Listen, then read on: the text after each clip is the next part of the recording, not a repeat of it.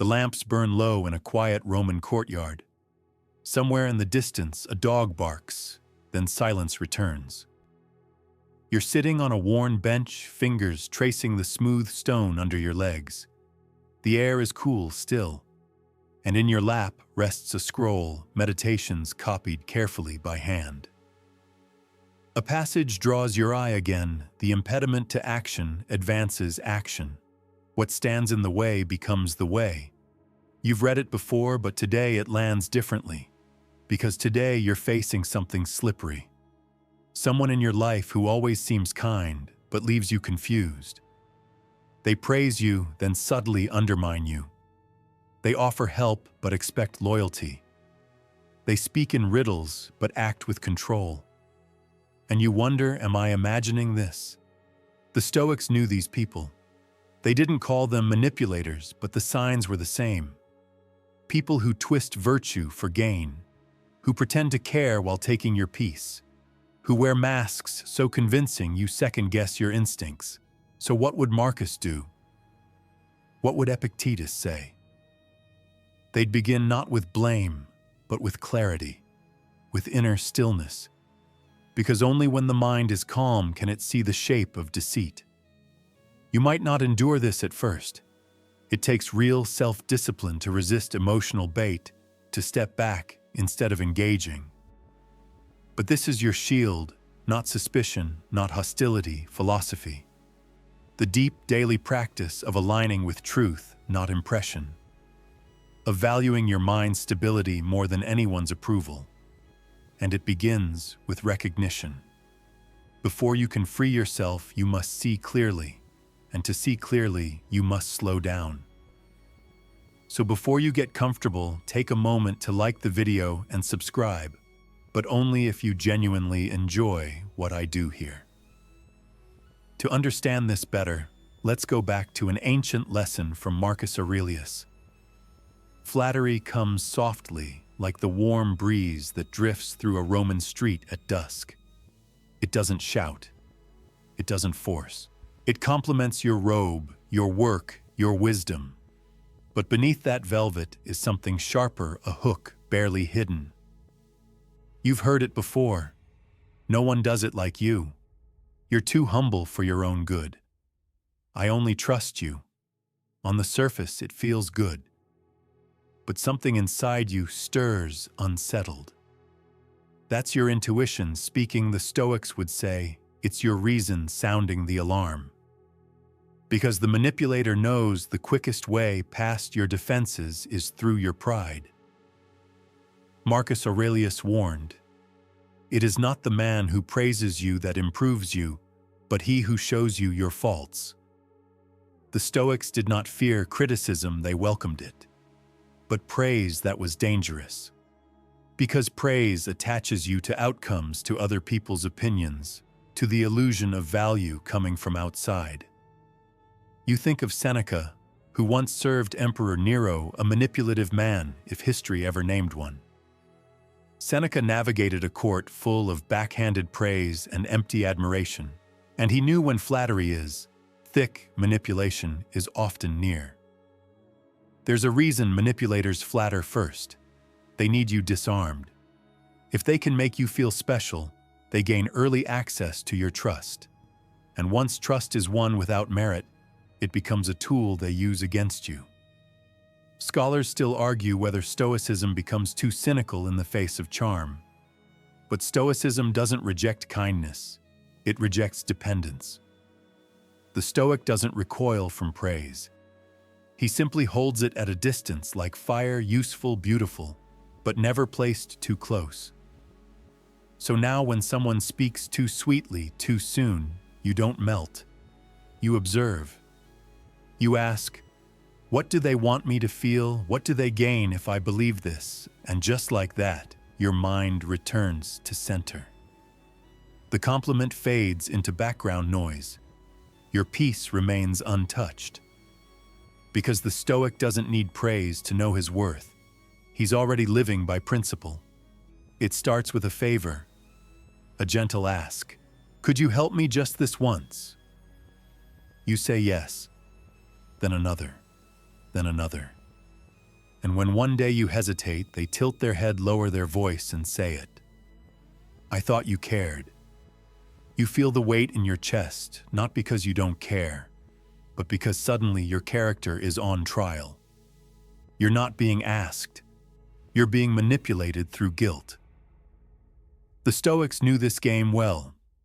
Guilt is not a natural guide to virtue. It's often a weapon in the wrong hands. Marcus Aurelius wrote, "If it is not right, do not do it. If it is not true, do not say it."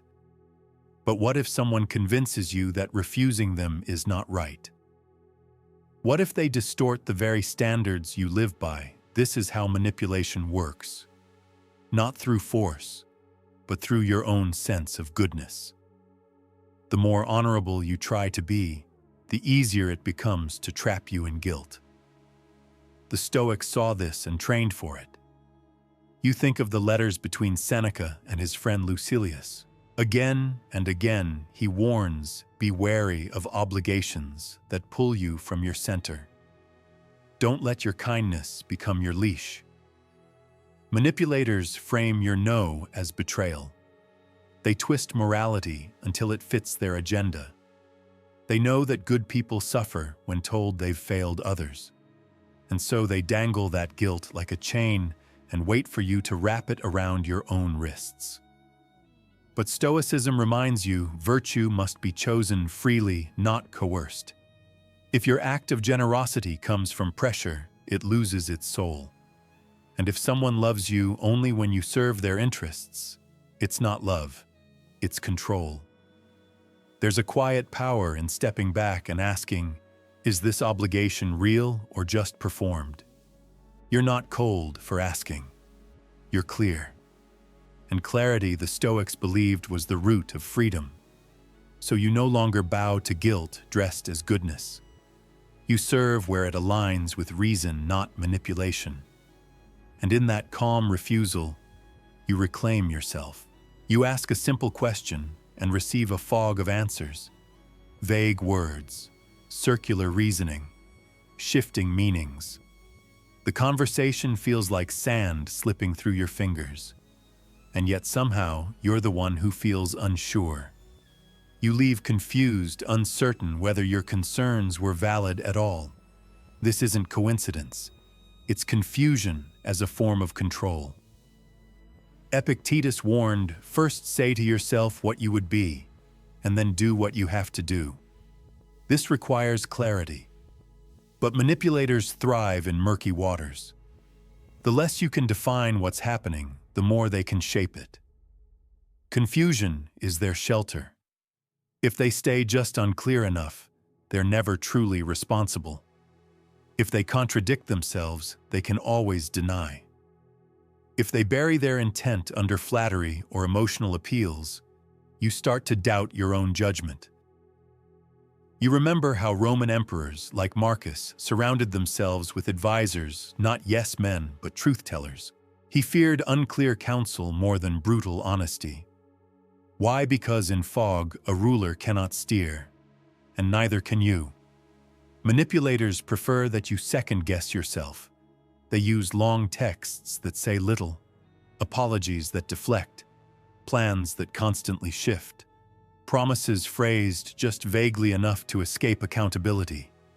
And when you seek clarity, they say you're overthinking, or being difficult, or not understanding the situation.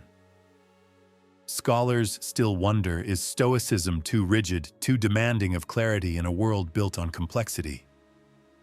But the Stoics would respond, complexity is fine. Confusion is not. A Stoic asks questions until the fog lifts, and if it doesn't, they don't proceed. So now when someone's words spin like smoke, you pause. You write things down. You ask calmly, can you explain that more clearly? If they get irritated, good. You've touched the boundary they didn't want exposed. Because clear minds don't fear questions. Only manipulation hides behind confusion. And the moment you refuse to swim in fog, you regain your compass. You feel the pressure in your chest. A decision has to be made now. A message is marked urgent. A friend says, if you really care, you'll act fast. The room tightens, your breath shortens. You feel the hook before you see the bait. Because urgency, false urgency, is one of the manipulator's oldest tricks. Epictetus taught no great thing is created suddenly. He believed that time was not just a gift, but a guard. A way to keep your reason intact when the world tries to rush you off balance. But manipulators hate this space. They want you impulsive, reactive, emotionally cornered. You remember how the Stoics treated time, deliberately. Even when the Roman Empire burned, Marcus Aurelius often wrote in long, careful sentences. He was not rushed, not even by war. He understood that any decision made in haste, especially under pressure, would likely serve passion, not principle. Manipulators create artificial deadlines. They say this offer won't last, or I need your answer by tonight. But Stoicism teaches you to ask, whose clock is this? Who benefits if I rush? Because when urgency is manufactured, it's almost never in your interest. And you've seen it before. Someone sells you a story that requires instant belief, instant loyalty, instant action. But truth rarely demands speed. Lies do. Because lies can't survive inspection. They wilt under delay. They panic under scrutiny. There's a philosophical tension here. Should a Stoic ever act swiftly? The answer is yes, but only when inner clarity aligns with external necessity. Not because someone else shouts now. So now when urgency knocks, you do something radical, you wait. You take a breath. You excuse yourself to think. You say, let me sleep on this. And the reaction you receive, impatience, manipulation, or respect, reveals everything. The manipulator will protest. They'll accuse you of being cold, indecisive. But the Stoic knows decisions made in haste, often by regret. You don't rush to please. You pause to remain free. And in that pause, you break the spell. They light up when you walk into the room. They listen, they laugh, they lean in. Their eyes sparkle with interest. You feel seen, like the center of a story you didn't know you were in. It feels like connection, but something about it is too smooth, too rehearsed. That's when you remember charm without substance is a warning, not a gift. The Stoics didn't chase charm, they chased truth. Marcus Aurelius cautioned, don't be seduced by appearances, look beneath them. Because surface-level affection, when not backed by depth, often hides a darker design. You recall how Roman politicians used charm like currency. Cicero, the master of oratory, could move a room with ease. But even he warned of charm used as strategy of words, sweetened not by honesty, but by ambition. And behind many charming faces, Marcus faced betrayal. Manipulators know the effect of warmth.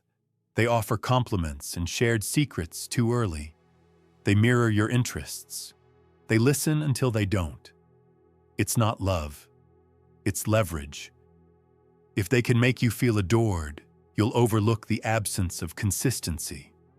The gaps in their story, the shadows behind the smile. You wonder, isn't Stoicism too cold for relationships? But that's a misunderstanding. Stoicism isn't about rejecting people, it's about refining your perception. The Stoic doesn't recoil from beauty or charisma. He simply doesn't assume that either equals goodness. So you begin to test what you're given. Does their affection last beyond attention? Do their words match their actions when no one's watching? Are they as kind in silence as they are in public? A manipulator offers a strong first impression, but a Stoic waits for the second and the third. Because substance doesn't need to sparkle, it endures. You no longer melt under charm. You observe it, thank it, but stay grounded. You remind yourself that true character doesn't need a performance. It doesn't need to sweep you off your feet. It just shows up quiet, steady, unshaped by who's watching. And in learning to spot the difference, you protect your peace. You notice the shift. One moment they're cheerful, generous, warm. The next, they're cold, distant, or quietly disappointed in you. No explanation, just a silent tension that you're expected to fix. You ask what's wrong, and they shrug. Or worse, they say nothing. And that's when you understand emotional shifts are not always signs of honesty. They are sometimes tools of manipulation. The Stoics watched their emotions closely, not to erase them, but to understand how quickly they can become weapons. Seneca wrote, "No man is more unhappy than he who never faces adversity, for he is not permitted to prove himself." But manipulators invert that lesson. They create artificial adversity, emotional storms that pull others in and make you responsible for their weather. It happens subtly. You feel you've done something wrong, but you can't name it. You adjust your behavior, try harder, offer reassurance. The more you give, the more they withhold. It's not conflict, it's control. Because once they know you respond to their moods, they can direct your actions without saying a word. Marcus Aurelius saw this dynamic often in court. People would play emotional games to gain favor or punish silence, but he rarely responded. He observed, noted, but didn't let others' moods determine his actions. He reminded himself, "You have power over your mind, not outside events." You begin to ask deeper questions now. When someone's energy shifts suddenly, you don't assume it's your fault. You don't chase. You step back. You watch.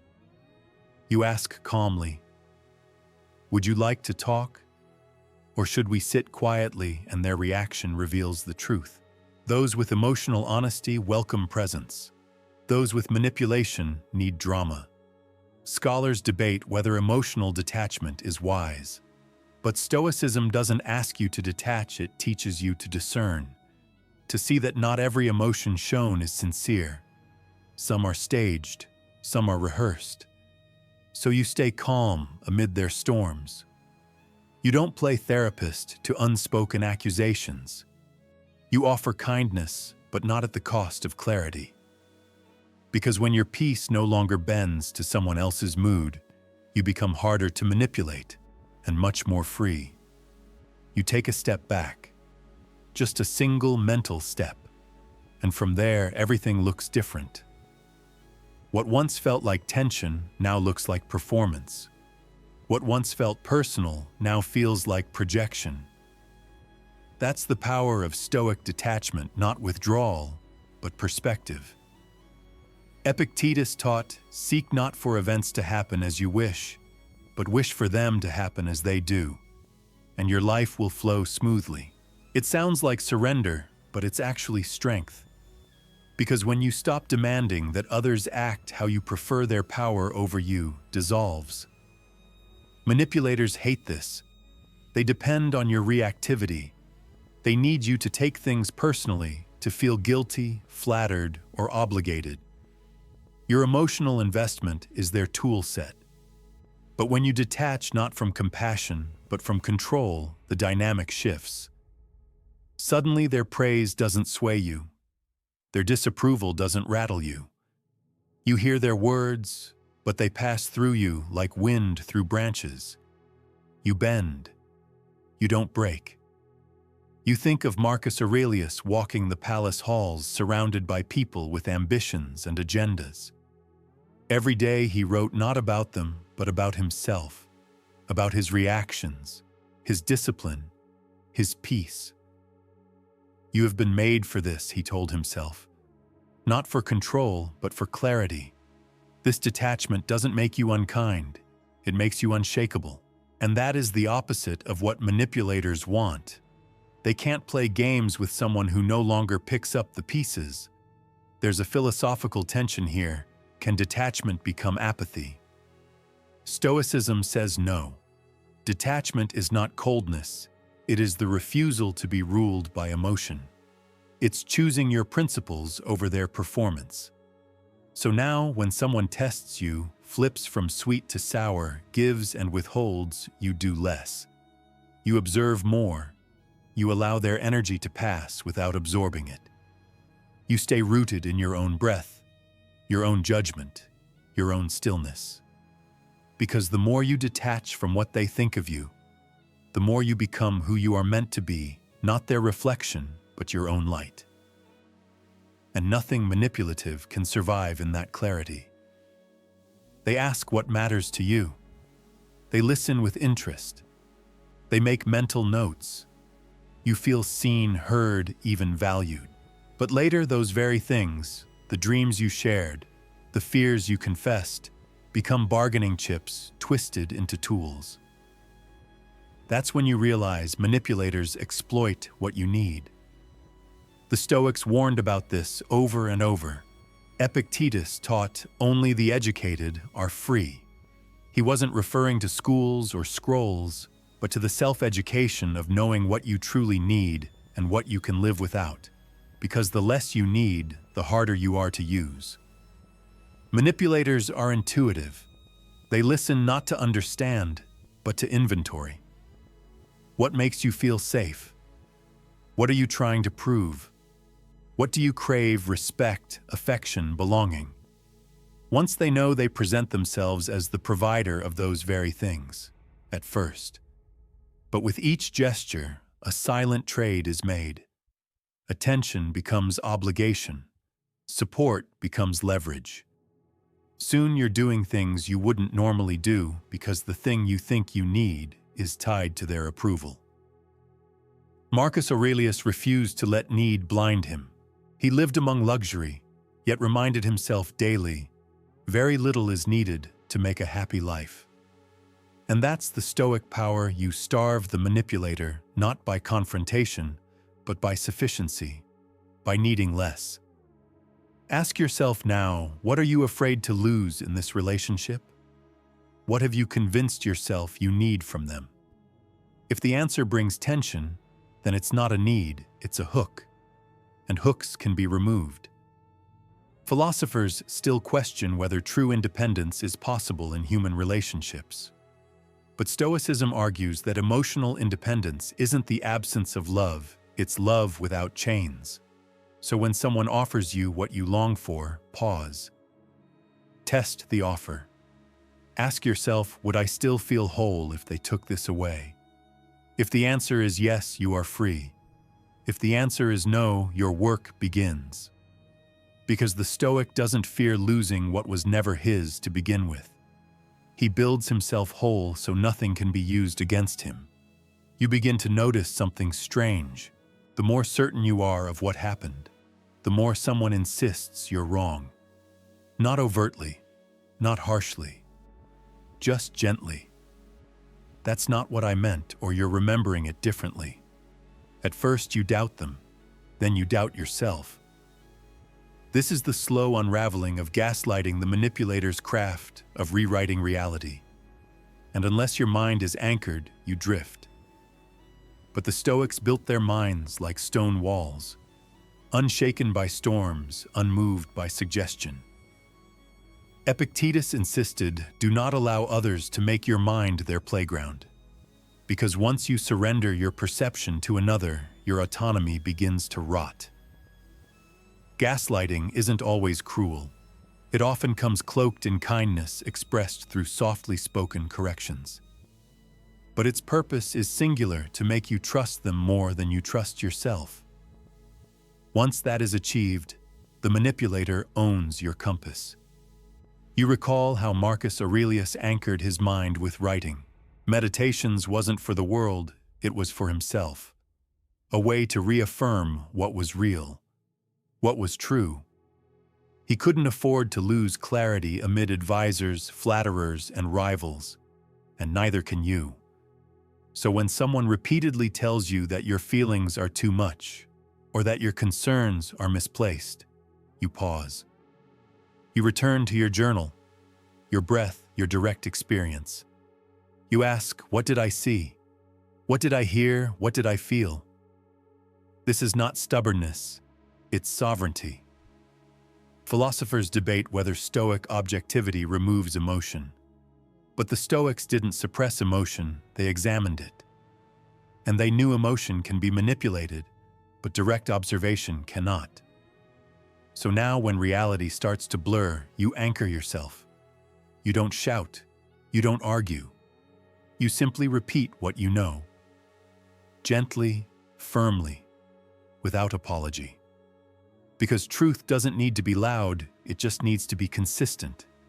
And when your clarity holds steady, the manipulator loses their grip.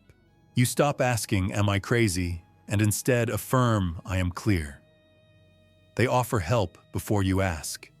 They anticipate your needs. They show up with solutions, with favors, with concern. It feels generous, almost too generous. And then slowly, the pattern emerges, their care comes with strings. You start to feel watched, obligated, owned, because beneath their kindness lies something sharper: control, disguised as care. The Stoics knew how subtle domination could be. Marcus Aurelius warned, "Be content with what you are, and wish not for the smiles of others." Because the smiles can turn. The helping hand can become a leash. At first, they position themselves as your protector, your guide. They offer advice even when you don't need it. They step in before you've had a chance to act. And when you do something your way, they frown just enough to make you wonder if you've disappointed them. It's a trap made of softness, not steel. You recall how Seneca warned against false friendships, those based not on equality, but dependency. He believed that to give without controlling was the truest test of virtue, that a wise person helps without owning, advises without demanding, loves without manipulating. Manipulators, however, blur that line. They make you feel indebted. They redefine your independence as recklessness. They say, "I'm just trying to help," when what they really mean is, "I want you to stay within my design." Some philosophers argue, shouldn't we appreciate support? Isn't concern a form of love? Of course. But Stoicism asks you to examine the motive behind the concern. Is it freeing you or binding you, so you start to pay attention?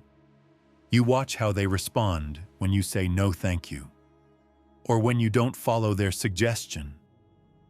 Do they accept it or withdraw affection? Do they respect your choice or question your judgment? Because real care supports your strength. Manipulative care depends on your weakness. You don't need to confront them with fury. A quiet boundary is enough. A simple, "I've got this," said with warmth and finality. No drama, just clarity. And as you reclaim your space, you feel it freedom in the form of self-trust. That's Stoic care, not obedience, but ownership. You tell them no gently, respectfully. Their smile falters. Their tone tightens. The warmth vanishes like a curtain dropped between acts. Suddenly you're selfish. You're not who I thought you were. The mood shifts, and in that silence, something becomes clear. Manipulators hate your boundaries. Epictetus taught, "Never say of anything, 'I have lost it,' but 'I have returned it.'" That principle applies not just to possessions, but to people too. When you reclaim your time, your space, your peace, you're not breaking trust. You're returning what was borrowed too long. Manipulators don't ask for your soul all at once. They chip away. One exception here, one sacrifice there. And when you finally assert a limit, they act wounded because they never respected your autonomy to begin with. You think of the Stoic Cato, who stood in fierce, solitary opposition to Julius Caesar. Cato refused to compromise his principles, even when surrounded by charm, pressure, and power. He knew that virtue does not bend to comfort. It holds, and so do you. You begin to watch for reactions. Not when you give, but when you decline. A person's response to your no reveals everything. The Stoic doesn't fear disapproval because disapproval is not truth. It is whether temporary, external, and ultimately irrelevant to your integrity. Some scholars ask, isn't boundary setting just self-protection? Stoicism answers yes, and rightly so. Protection of your reason, your time, your soul. Not out of fear, but from the understanding that a life without boundaries is not lived, it is borrowed. So now you draw gentle lines. You say, I can't do that today. Or that doesn't work for me, not with resentment, but with calm. You don't explain endlessly. You don't apologize for protecting your energy.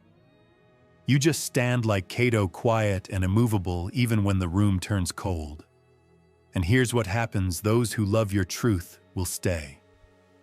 Those who loved your compliance will fall away. You lose only what was never yours. And in return, you keep everything that truly matters. They talk and talk and talk. Words come in waves, filling every pause, every silence. It feels like connection, but it's really control. Because you've noticed something, they never let you rest in the quiet. They fear it. And now you understand the manipulator fears silence. Silence is dangerous to them. Not because it's empty, but because it's full. Full of thought, of reflection, of your own voice returning to you. The Stoics knew this well. Marcus Aurelius wrote, "Nowhere can a man find a quieter or more untroubled retreat than in his own soul." But a manipulator doesn't want you there. They want your attention outward, fixed on them, so they fill the air with flattery, with guilt, with urgency, with charm. And when you don't respond, when you grow still, they grow agitated, because silence leaves them exposed. It interrupts their rhythm. It forces them to face the absence of control. You recall stories of Roman generals who in battle would wait doing nothing while the enemy flailed. Cato was known to sit quietly while rivals argued and spun their strategies around him. His stillness wasn't passivity, it was presence. It disrupted games he refused to play. You test this now. The next time someone presses you, you don't argue. You don't rush. You simply go silent. You hold the space without apology. The discomfort rises not in you, but in them. They fidget. They fill the gap. And in that moment, their need becomes visible. Silence isn't absence, it's a mirror. And those who fear it often have something to hide. Philosophers ask, can silence ever be dishonest? But Stoicism sees it differently. Silence is not a tactic, it is a state. A return to your center. A refusal to waste energy where it's not welcome. So you claim it now. You let your stillness speak. You watch how it unsettles, how it clarifies, how it restores. Because in a world of noise, the quiet mind becomes a sanctuary. And for manipulators, that sanctuary is out of reach. But for you, it's home. You feel the tension. You've seen through the act. The mask has slipped. The tone has changed. And now the manipulator stands revealed not through confession, but through contradiction. You ask yourself the question every Stoic must eventually face: should I confront or should I walk away? It's not always easy to tell. There's a temptation to call them out, to expose the pattern, to reclaim the power in one bold declaration. But Stoicism asks you to slow down. Marcus Aurelius advised, "The best revenge is not to be like your enemy, and sometimes revenge is just engagement dressed in righteous robes." You remember the story of Epictetus, who lived as a slave under a cruel master. One day, as his leg was being twisted, he simply said, "If you continue, you will break it." And when it broke, he added only, "I told you so." He didn't fight. He didn't shout. He accepted what was and remained untouched in spirit. That's not weakness. That's clarity. Confrontation is not always wrong. But the Stoic asks, what outcome do you seek? If the answer is control, victory, or moral high ground, you're still playing their game. But if the answer is clarity, protection, or peace, then you choose the response that honors those things. Sometimes that means a calm statement, a boundary drawn, a quiet naming of what you see. I don't feel safe in this dynamic. Other times it means simply leaving, not storming out, not making a scene, just stepping back completely and letting the silence speak. Philosophers wrestle with this: should the wise man engage with the corrupt or avoid them? The Stoics offered both paths: confront with composure or withdraw with dignity, but never lose yourself in their fire. So when the moment comes, and it will, you ask yourself, will my words serve truth or feed drama? And if the answer is unclear, you choose the higher form of clarity, distance.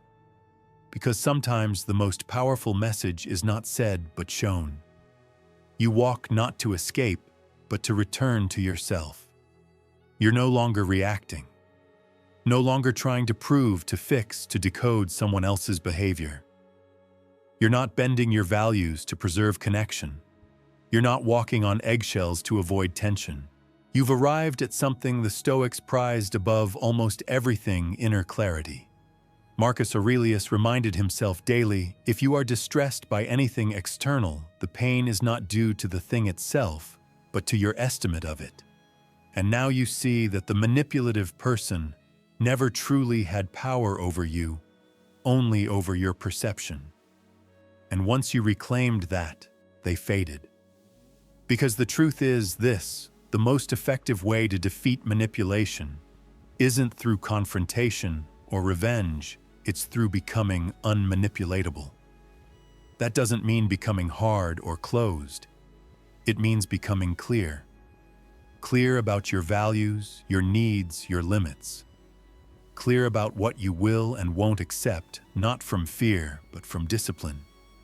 Epictetus lived without status, without wealth, and without apology. He owned very little except his freedom. And that freedom came not from defying others, but from mastering himself. You realize now manipulation relies on fog, on your confusion, your guilt, your hunger for approval. But you've cleared the fog. You've sat in silence. You've practiced restraint. You've chosen your peace over their performance. So now you listen without absorbing. You help without becoming hooked.